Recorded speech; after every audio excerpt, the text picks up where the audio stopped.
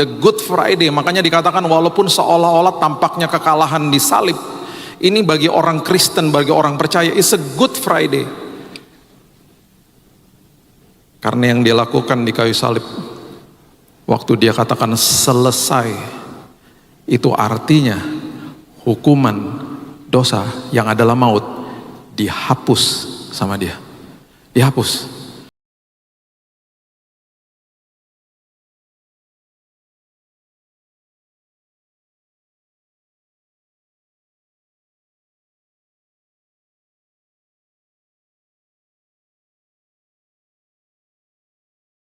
Terima kasih Tuhan buat hari ini. Kami ada hari ini Tuhan karena Yesus kami dahsyat. Kami hidup menatap masa depan kami karena Yesus kami luar biasa. Terima kasih ya Tuhan buat pengharapan. Terima kasih buat kehidupan kami yang sudah dibenarkan oleh Kristus Yesus. Kami sambut firman-Mu dalam nama Yesus kami berdoa. Kita sama-sama katakan amin. Shalom Bapak Ibu yang dikasihi Tuhan.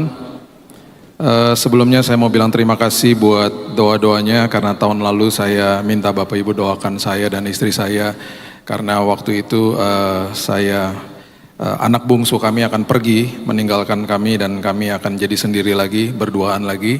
Dan saya sempat bilang tolong doakan supaya istri saya mau punya anjing, karena waktu itu dia masih mengeraskan hati. Saya mau berikan praise report bahwa hari ini saya sudah punya anjing. Terima kasih buat doa-doanya. Duduk di situ. Namanya Luna, lucu banget ya. Saya mengamenkan apa yang Paswin katakan, mengerjakan keselamatan itu adalah sesuatu yang luar biasa. Jangan salah artikan. Seperti tadi sudah dijelaskan, mengerjakan keselamatan berarti working out your salvation, bukan working for your salvation. Mengerjakan apa yang Tuhan sudah berikan dalam hidup kita. Kemarin di bulan Februari kami mengalami momen yang sangat menyedihkan bagi kami berdua, karena kami harus berpisah dengan si bungsu dan berarti kami sendirian lagi seperti dulu. Dan saya mendapatkan afirmasi dari dia, karena waktu kami berpelukan di airport dan saya harus tinggalkan dia, dia bilang begini sama saya, "Dedi, aku ini Gen Z. Beda sama kakak tuh millennials, aku Gen Z. Dan di dalam generasi aku ini diserang sama teman-teman yang belum percaya Yesus. Contoh, pertanyaan-pertanyaan seperti, kenapa ada Trinitas? Kenapa disebut Yesus itu anak Allah? Dari mana kamu tahu Alkitabmu itu sah?" Sebelum kami berpisah, beberapa kalimat yang dia katakan kepada saya, dia bilang begini, "Dedi, jangan khawatir. Saya cuma mau bilang terima kasih bahwa bertahun-tahun di rumah itu selalu ada mesbah keluarga. Anak saya ini sebentar lagi akan 18, sebentar lagi mau 19 tahun. Dan dia katakan, karena itu semuanya ada di dalam hati saya. Saya banyak sekali belajar firman," dan ini bahasanya dia, "untuk ketika ada pertanyaan seperti begitu, saya harus pertahankan iman Kristen saya. Karena sampai kapanpun Yesus nomor 1 dalam hidup saya." Saya nangis. Saya pulang di pesawat, saya nangis. Saya bilang, "Tuhan terima kasih." Dan ini yang Tuhan katakan, "Selain kamu mengerjakan keselamatanmu, jangan pernah lupa wariskan kebenaran itu, keselamatan itu kepada anak-anakmu." Dan itu sebabnya mesbah keluarga itu saya sangat bawel sama jemaat. Jangan pernah dilupakan. Mesbah keluarga itu sangat penting sekali. Mereka bertahun-tahun, mereka sudah tahu setiap jam 9 malam mereka akan masuk kamar. Mereka masuk, mereka berdoa bersama-sama, dan itu kita lakukan bertahun-tahun. Jadi biarlah ini menjadi pesan bagi semua, khususnya bagi para keluarga yang ada di tempat ini. Kita buka sama-sama Kejadian pasal yang kedua, ayat 16 dan 17. Ini adalah cikal bakal kenapa akhirnya kita merayakan hari ini. Dan ini adalah peristiwa di awal yang Tuhan berikan instruksi ini kepada pria, bukan kepada wanita. Dan ketika dia berikan instruksi ini, dia kasih tahu bahwa di situ ada yang namanya hukuman daripada dosa. Yang tadi sudah dijelaskan, hukuman daripada dosa. Kejadian 2 ayat 16 dan 17. Lalu Tuhan Allah memberi perintah ini kepada manusia. Kalau Bapak Ibu baca manusia itu berarti pria di situ. "Semua pohon dalam taman ini boleh kau makan buahnya dengan bebas. Tetapi pohon pengetahuan tentang baik dan jahat itu janganlah kau makan buahnya. Perhatikan kalimat ini. Sebab pada hari engkau memakannya, pastilah engkau mati. Hari engkau memakan buah itu, di hari engkau tidak taat, engkau memberikan kepada kematian kuasa untuk membunuhmu, alias hukuman daripada dosa adalah kematian. The penalty of sin is death. Hukuman daripada dosa adalah kematian. Perhatikan juga prinsip ini baik-baik. Kematian sejak awal sudah ada. Tapi kematian tidak bisa membunuh manusia kalau manusianya tidak memberikan kuasa kepada kematian itu. Saya ulang. Kematian sejak awal sudah ada. Tetapi kematian tidak bisa membunuh manusia jika tidak ada dosa. Jadi kalau manusia tidak jatuh dalam dosa, manusia tidak memberikan kuasa kepada kematian untuk membunuh dia. Kematian tidak akan pernah bisa bunuh manusia. Ini kondisi awal daripada kematian. Kematian tidak berkuasa atas manusia. Gara-gara dosa, manusia memberikan kuasa kepada kematian sehingga kematian akhirnya bisa membunuh manusia. Nah, kematian itu ada 3 fase Bapak Ibu. Terlalu panjang kalau kita bahas semuanya. Saya sebutkan aja. Yang pertama, kematian itu artinya dipisahkan dari hadirat Tuhan. Makanya kematian fase pertama adalah manusia dipisahkan dari hadirat Tuhan. Manusia diusir dari Eden. Eden artinya the presence of God, hadirat Tuhan. Yang kedua, manusia ini, Adam ini masih hidup 930 tahun. Kematian yang kedua adalah roh dipisahkan dari tubuh. Dan kematian yang ketiga adalah kematian kekal, ya adalah manusia ikut bersama-sama dengan iblis ke api neraka. Neraka tidak pernah diciptakan buat manusia. Neraka diciptakan buat iblis. Tetapi ketika manusia memilih untuk mengikuti dia, manusia ikut sama dia ke neraka. Itu adalah kematian kekal namanya. Jadi kematian itu 3 fase. Nah, waktu ini terjadi, Tuhan tidak bisa membatalkan hari itu. Tuhan gak bisa bilang begini sama manusia, aduh nak, kenapa kamu jatuh, ulangi lagi besok ya, jangan lakukan itu, kita reset aja dari awal. Gak bisa, karena ada ayat ini, Mazmur 138 ayat yang kedua. Perhatikan ini, Mazmur 138 ayat yang kedua. Aku hendak sujud ke arah bait-Mu yang kudus dan memuji nama-Mu. Dan oleh karena kasih-Mu dan oleh karena setia-Mu, sebab Kau buat nama-Mu dan janji-Mu, nama dan janji-Mu melebihi segala sesuatu. Di dalam Alkitab terjemahan atau versi King James, itu bagian akhir itu disebutnya begini. For thou hast magnified, engkau membuat thy word above thy name. Firman-Mu itu melebihi bahkan namamu. Jadi firman-Mu melebihi namamu itu adalah firman itu tidak bisa ditarik balik. Firman adalah firman. Firman yang diucapkan itu tidak bisa kembali.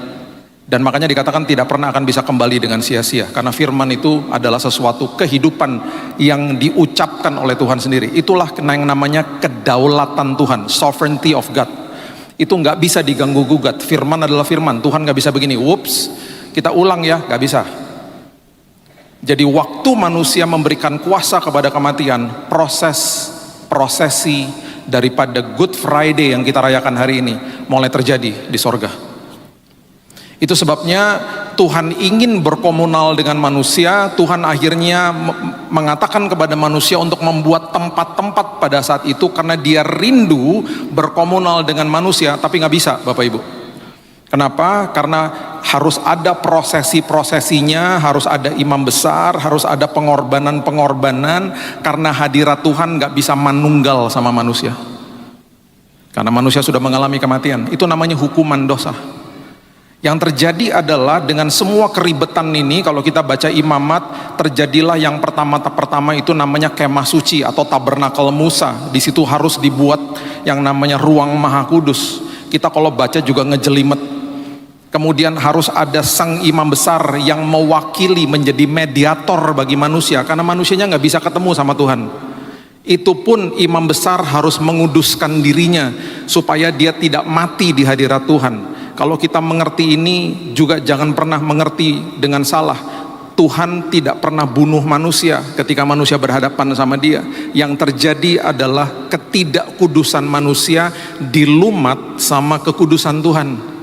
Jadi kekudusan Tuhan itu bisa membuat manusia mati karena manusianya tidak kudus. Itu sebabnya waktu Musa datang ke semak itu dan ada hadirat Tuhan di semak yang terbakar itu, Tuhan dengan jelas mengatakan, dan ini bahasa yang sangat ironis, dia katakan, Musa, Musa, jangan dekat-dekat karena ini adalah tanah kudus.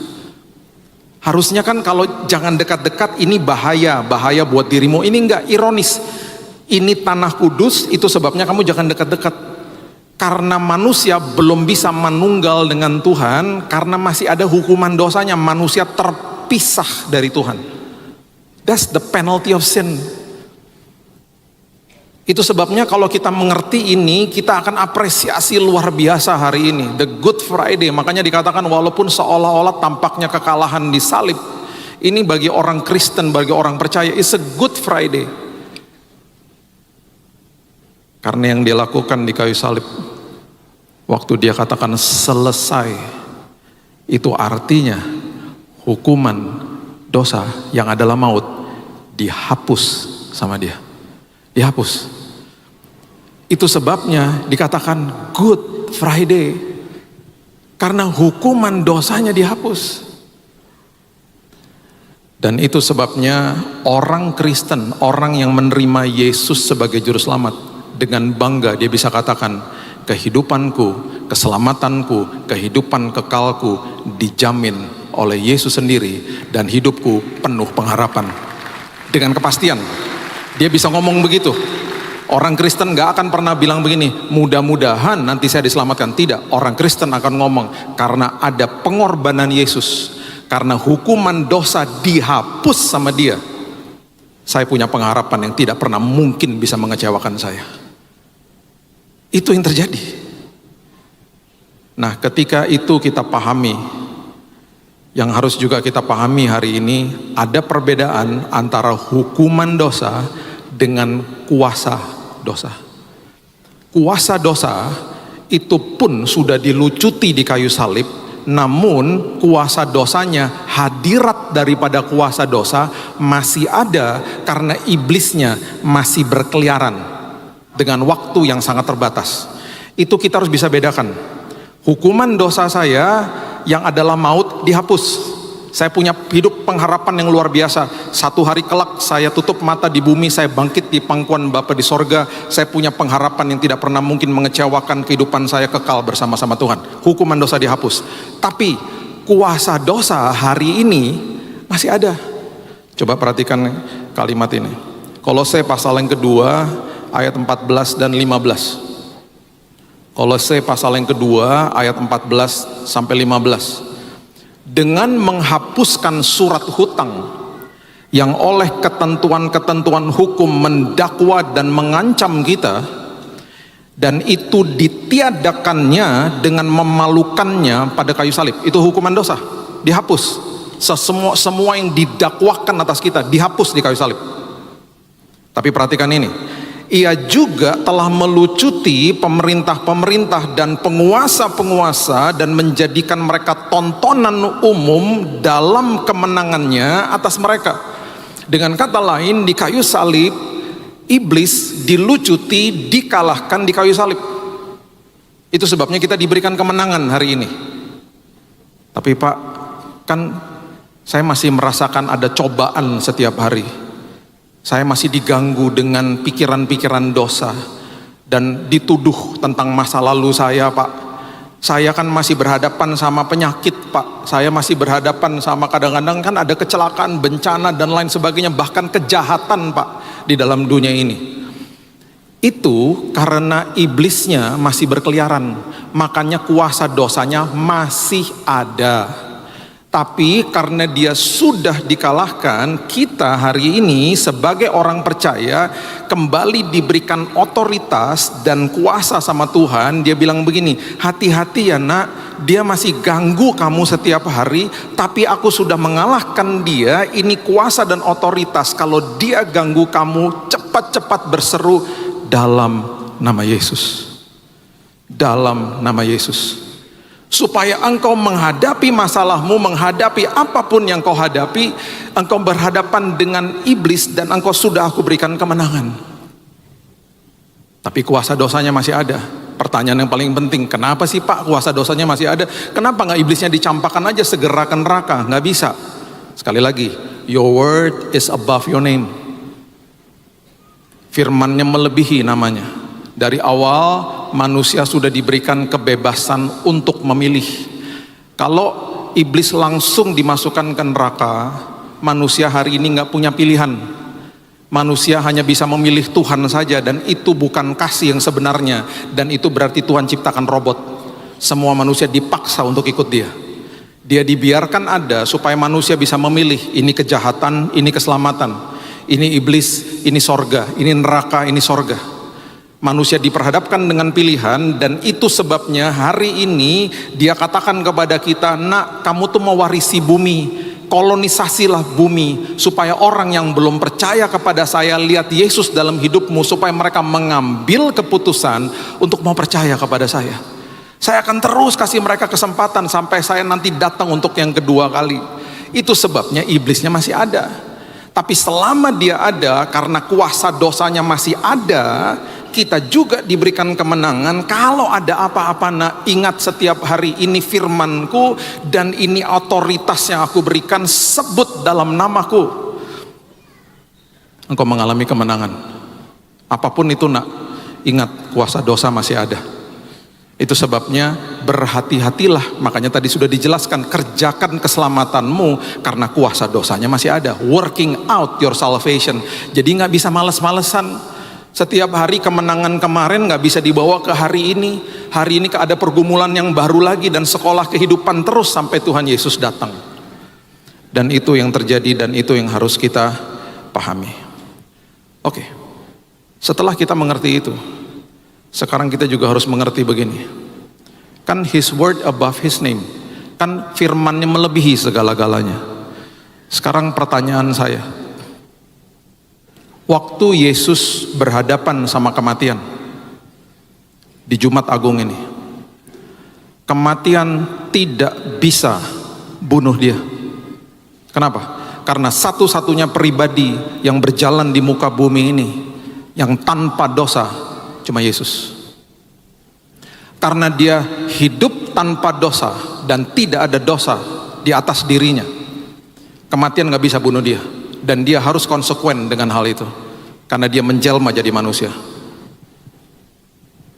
Itu sebabnya gak tepat sekali kalau dikatakan di hari ini Yesus dibunuh sama tentara Romawi, atau Yesus dibunuh sama bangsa Yahudi, the Sanhedrin, atau mahkamah agama. Enggak, dia gak bisa dibunuh. Itu sebabnya Alkitab dengan jelas mengatakan dia menyerahkan nyawanya. Apa arti menyerahkan nyawa? Coba baca Yohanes pasalnya yang ke-10 ayat 17 dan 18. Yohanes 10 ayat 17 dan 18. Bapa mengasihi aku, dan oleh karena aku memberikan nyawaku untuk menerimanya kembali, tidak seorang pun mengambilnya daripadaku. Nggak bisa orang ambil nyawanya Yesus, nggak bisa dibunuh. Siapapun, nggak ada kuasa bisa bunuh dia. Melainkan aku memberikan nyawaku menurut kehendakku sendiri. Aku berkuasa memberikannya dan berkuasa mengambilnya kembali. Inilah tugas yang kuterima dari Bapakku. Itu arti menyerahkan nyawa. Dia serahkan dengan sukarela untuk Bapak, Ibu, dan saya, supaya kembali kuasa dosa atau yang namanya hukuman dosa dihapus dari hidup manusia. Mautnya dihapus. Oke. Dia berhadapan sama dosa. Kalau saya bisa gambarkan di dunia visual atau spiritual misalnya, mungkin dosa ngomong gini sama dia, saya nggak bisa bunuh kamu, Kan kamu nggak ada dosanya. Oh tenang, Yesaya sudah mengatakan itu dengan sangat jelas. Yesaya 53 mengatakan ini di ayat yang kelima. Ini sudah dinubuatkan ratusan tahun sebelum Yesus mati di kayu salib. Yesaya bilang begini, tetapi dia tertikam oleh karena pemberontakan kita, dia diremukan oleh karena kejahatan kita, ganjaran yang mendatangkan keselamatan bagi kita ditimpakan kepadanya, dan oleh bilur-bilurnya kita menjadi sembuh. Dengan kata lain, dia bilang begini, oh, dosa dari semua orang, semua manusia, termasuk kita yang duduk di tempat ini pada hari ini, yang belum lahir waktu dia mati di kayu salib, dia ambil dosa kita satu-satu, dia timpakan ke atas dirinya. Dia berhadapan sama kematian, dia katakan begini sama kematian, sekarang saya sudah ada dosa, bukan dosa saya, dosa semua umat manusia termasuk kita. Sekarang saya kasih kamu kunci untuk kamu bisa bunuh saya. Itu arti menyerahkan nyawa, dan itu hanya bisa dilakukan oleh Yesus. Berikan tepuk tangan kita untuk dia. Gak ada yang bisa bunuh dia. Gak ada. Di hari kematiannya dia kasih kuncinya sama kematian. Dan Alkitab mengatakan dia bisa mengambilnya kembali. Dan di hari yang ketiga, nanti hari Minggu kita rayakan the Resurrection Day, ketika dia bangkit dari kematian. Artinya apa? Dia kalahkan kematian toh. Dia kalahkan yang namanya hukuman dosa yang adalah maut. Itu sebabnya hari ini semua orang Kristen, orang percaya kepada Yesus, ketika kita yang namanya disebut sama dunia mati, kita nggak bisa mati Bapak Ibu. Hari ini tepatnya itu orang Kristen meninggalkan dunia, karena di detik kita tutup mata, di detik yang sama kita bangkit di pangkuan Bapa di sorga, karena kematian tidak berkuasa atas kita. Itu Yesus. Itu makanya dia katakan hukuman dosa aku hapus. Terus gimana Tuhan caranya aku bisa mendapatkan semua keselamatan ini? Dia cuma bilang hal yang sederhana di Efesus, terima saya sebagai juru selamat dengan iman, bukan dengan usaha. Aku gak perlu usaha kamu, saya cuma butuh iman kamu. Karena yang mengejarkan keselamatan itu adalah saya, bukan kamu. Saya yang menyiapkan semuanya untuk kamu. Itu Yesus.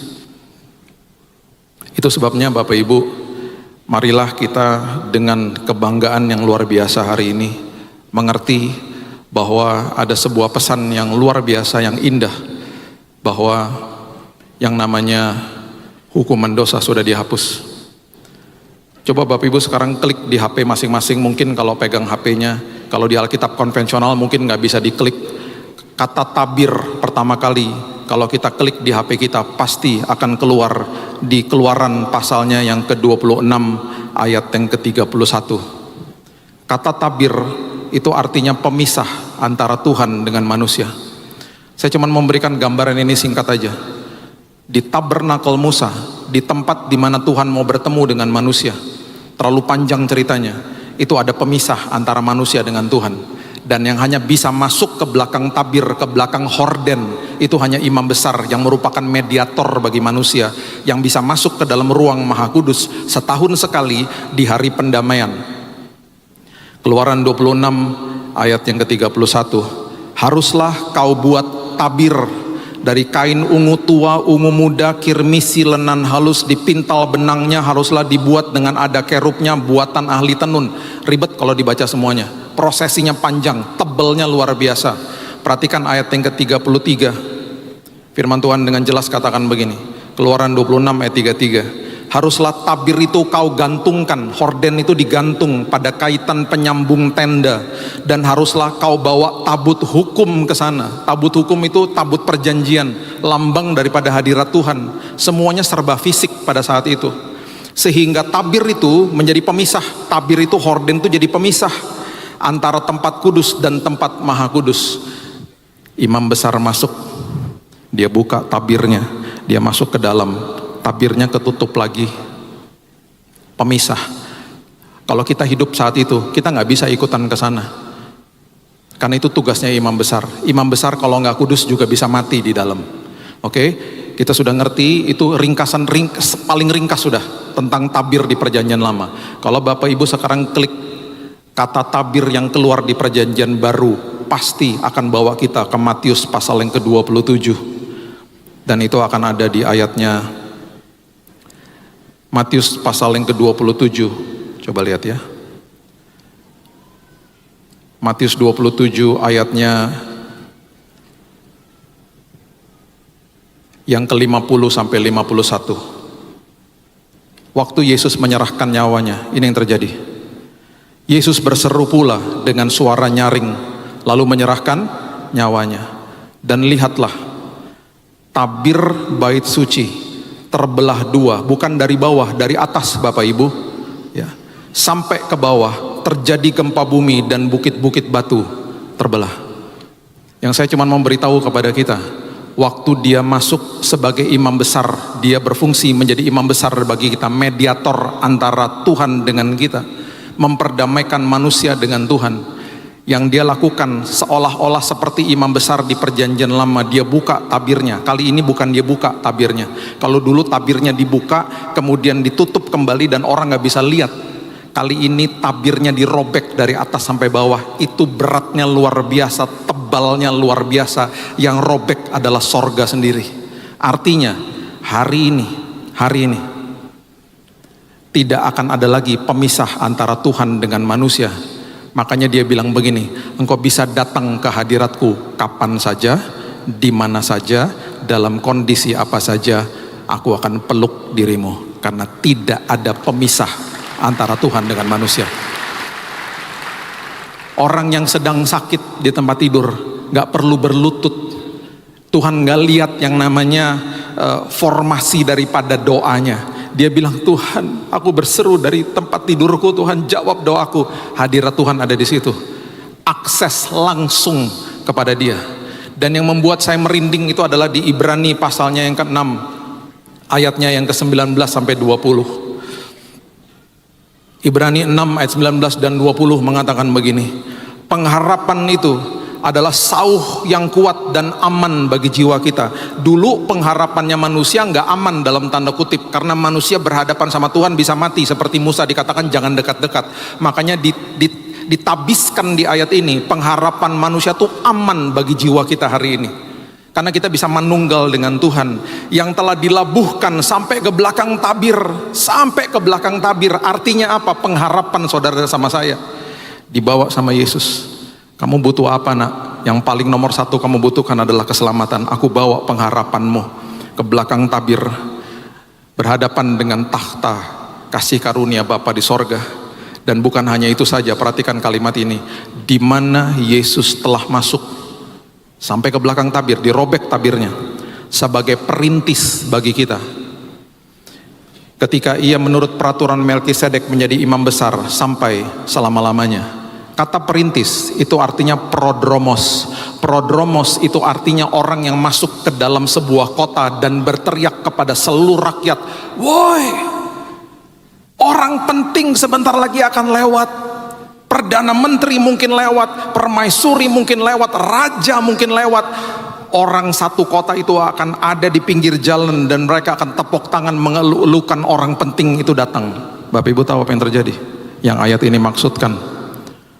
Waktu tabir itu dirobek sama Yesus, bukan sekedar pengharapan kita dibawa ke tahtanya Tuhan.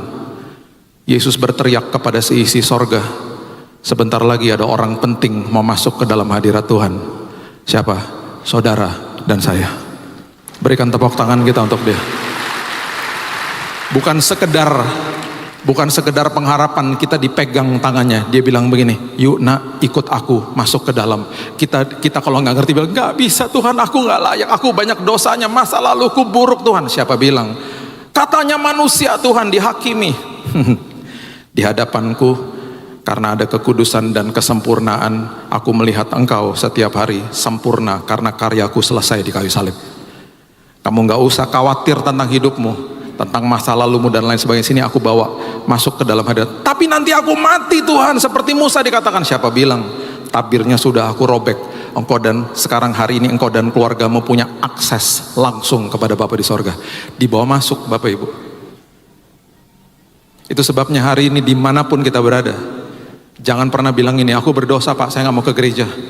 Aku berdosa Pak, saya nggak layak. Siapa bilang? Siapa bilang?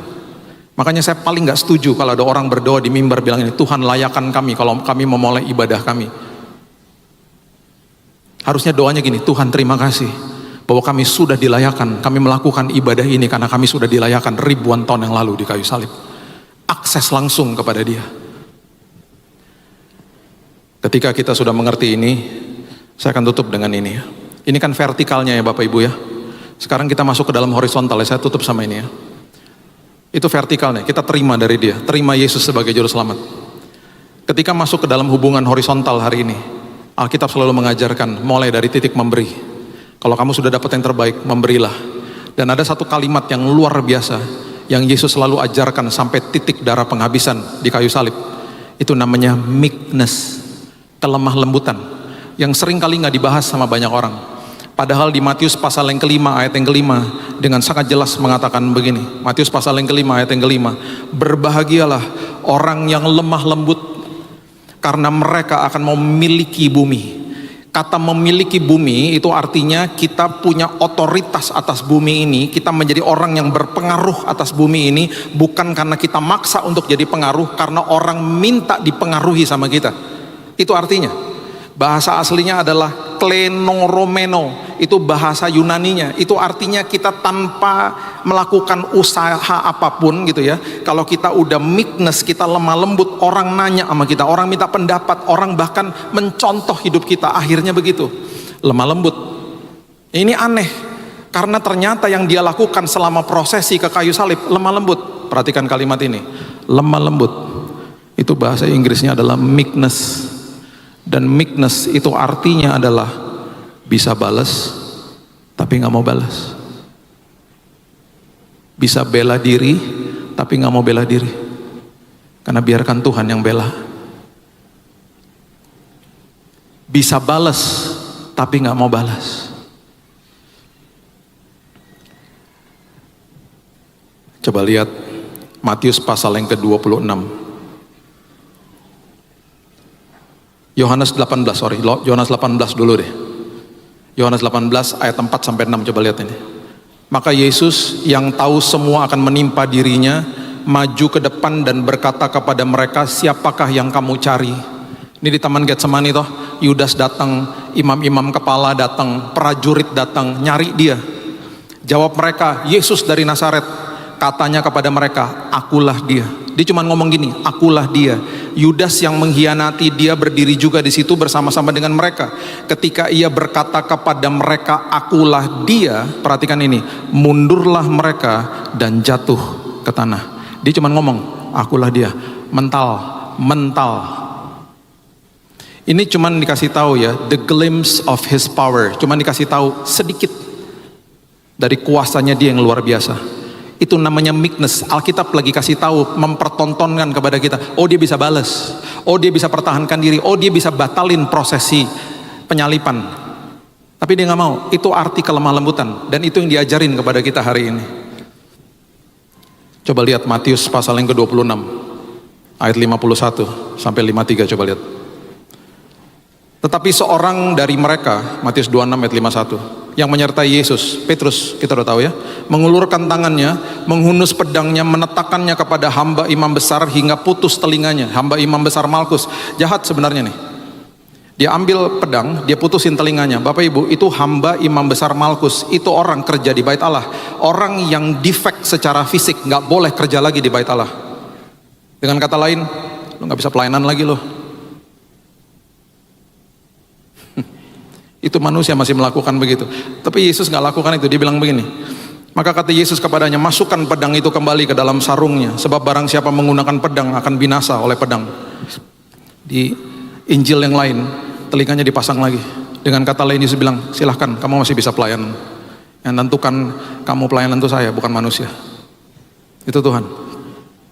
Maka kata Yesus kepadanya, kemudian dikatakan begini, atau kau sangka bahwa aku tidak dapat berseru kepada Bapakku supaya Ia segera mengirim lebih dari 12 pasukan malaikat membantu aku? Bapak Ibu, ini artinya 12 legions of angel. Itu sama dengan 72.000 malaikat yang saya percaya udah siap di pintu sorga dengan pedang yang sudah terbuka. Dan tinggal tunggu komando dari bawah. Tapi komando itu gak pernah datang. Dia bilang saya bisa turunin 70.000 malaikat. Selesai prosesi penyalipan. Gak usah jauh-jauh deh. Kalau kamu baca satu raja-raja, ya saya nggak tahu Yesus ngomong gitu sama Petrus, tapi Petrus pastinya tahu itu tertulis kok di kitab raja-raja. Ada raja namanya Hizkia, keturunan daripada Daud, dikepung sama 185.000 tentara Asyur di luar tembok Yerusalem. Apa yang terjadi? Malaikat sorga didispatch, dikirim, ditugaskan sama kerajaan sorga cuman satu, membunuh 185.000 tentara Asyur. Itu baru satu malaikat, 185.000 mati di tangannya dia. Firman Tuhan bilang ini, aku lakukan itu demi moyangnya Daud yang dia sudah buat covenant, dan demi namaku, karena aku menjaga anak-anakku. Dia bilang, kamu ngapain bela-belain saya? Gak usah. Saya bisa turunin 72.000, ngapain? Bisa balas, tapi gak mau balas. Meekness is not weakness. Kelemah lembutan bukan kelemahan, karena kelemah lembutan mewarisi bumi. Dan itu yang Tuhan katakan kepada kita, lakukan itu dalam hidupmu sehari-hari. Terima itu dan lakukan itu. Hari ini engkau dihakimi lah, diapain lah, nggak usah bela diri. Biarkan Tuhan yang bela dirimu. Dan dalam semua masalahmu, biarkan Tuhan yang bela dirimu. Berdiam diri itu nggak enak, karena Tuhan bilang begini, tenang aja. Kitab Hagai mengatakan dengan sangat jelas. Dia katakan begini, Hagai pasal yang kedua ayat yang ke-9. Adapun rumah ini, ya, kemegahannya yang kemudian akan melebihi kemegahan yang semula. Hagai ratusan tahun sebelum itu menulis, rumah yang kemudian akan lebih megah daripada rumah yang terdahulu. Pasti dia juga bingung, maksudnya apa? Matius 12, tiba-tiba Yesus bilang begini, sebentar lagi ada yang melebihi bait Allah. Itu bait Allah yang kedua, didirikan sama Zerubabel, direnovasi sama Herodes. Megahnya luar biasa. Markus 13, mereka keluar dari bait Allah. Yesus bilang begini, murid-muridnya bilang, hebat ya, batunya besar-besar. Dia bilang, bentar lagi akan dihancurin. Gak ada artinya. Maksudnya apa? I will build my church ecclesia upon this rock. Di atas kehidupanku sendiri. Yang artinya adalah, saya akan bangun gerejaku. Saudara dan saya adalah gereja Tuhan, ecclesia, orang-orang yang dipanggil keluar. Dan kenapa disebutnya megah? Karena Roma 8 ayat 11 dengan jelas, dan jika roh dia yang telah membangkitkan Yesus dari antara orang mati diam di dalam kamu, maka ia yang telah membangkitkan Kristus Yesus dari antara orang mati akan menghidupkan juga tubuhmu yang fana oleh rohnya yang diam di dalam kamu. Rupanya yang Hagai katakan rumah yang kemudian itu megah. Yang megah bukan gedungnya, yang megah adalah saudara dan saya, karena Roh Kudus tinggal di dalam sini. 28 tahun saya pelayanan. Dan kemana-mana kalau saya pergi, gedung ini, Betaninginden, fenomenal lah. Gedung gereja terbesar di Asia Tenggara. Tapi di hadapan Tuhan, kemegahannya bukan gedungnya. Kemegahannya karena Bapak Ibu yang hadir pada saat ini punya Roh Kudus di dalam sini. Karena Roh Kudus yang membangkitkan, roh yang membangkitkan Yesus hidup di dalam kita. Pertanyaan yang penting, sekarang kita manunggal sama roh Tuhan. Kok nggak mati Pak? Dulu Musa nggak boleh dekat-dekat. Karena tiap hari Bapak Ibu dan saya dikuduskan oleh Yesus. Tiap hari, tiap hari, tiap hari. Kita taat karena kita sudah dikuduskan. Kita taat karena kita sudah dilayakkan. Ya, saya tutup sama ini. Ini contoh-contoh aja ya.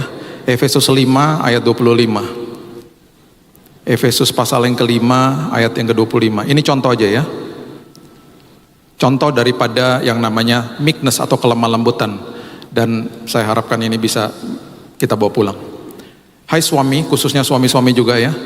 Kasihilah istrimu, ini contoh aja ya. Kasihilah istrimu sebagaimana Kristus telah mengasihi jemaat dan telah menyerahkan dirinya baginya. Jadi para suami, waktu kita mengasihi istri kita, itu adalah sama seperti Kristus mengasihi jemaat.